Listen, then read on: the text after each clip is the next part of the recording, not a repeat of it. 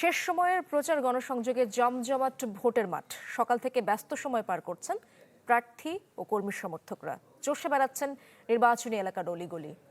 জনরায় নিজের দিকে টানতে দিচ্ছেন নানা প্রতিশ্রুতি। হাতে সময় কম, তাই দম ফেলার ফুসরত নেই প্রার্থীদের।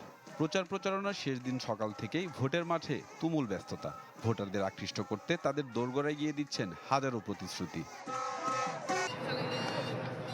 রাজধানীর নাসিরাবাদ নতুন পাড়া থেকে এদিন প্রচার শুরু করেন ঢাকা ৯-এর স্বতন্ত্র প্রার্থী তাসনিম জারা।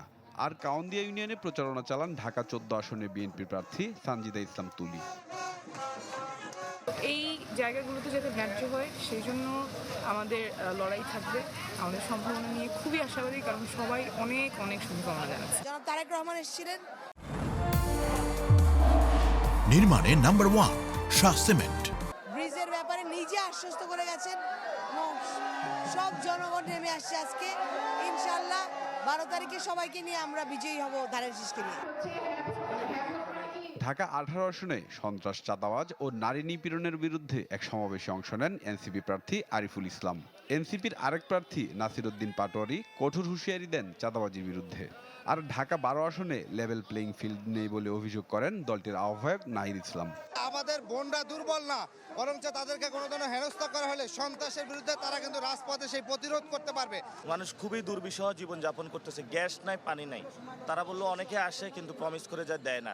লেভেল প্লেইং ফিল্ড তো সম্পূর্ণরূপে ছিল না, এটা আমরা বিভিন্ন সময়ে বলেছি। তারপর নির্বাচনের আমরা প্রচারণা করেছি, আলহামদুলিল্লাহ মানুষকে সাথে নিয়ে আমাদের বিভিন্ন পরোক্ষভাবে হুমকি ধামকি এসেছে। ঢাকা ১২ আসনে গণসংযোগ করেন বিএনপি ও ১১ দলীয় প্রার্থীর নেতাকর্মীরা। আর ঢাকা ১৪ আসনের নারী মিছিল শেষে জামায়াত প্রার্থী ব্যারিস্টার আরমান ১১ দলীয় জোটের ভূমিধস বিজয়ের আশার কথা জানান। সম্রাট হোসেন, চ্যানেল 24, ঢাকা।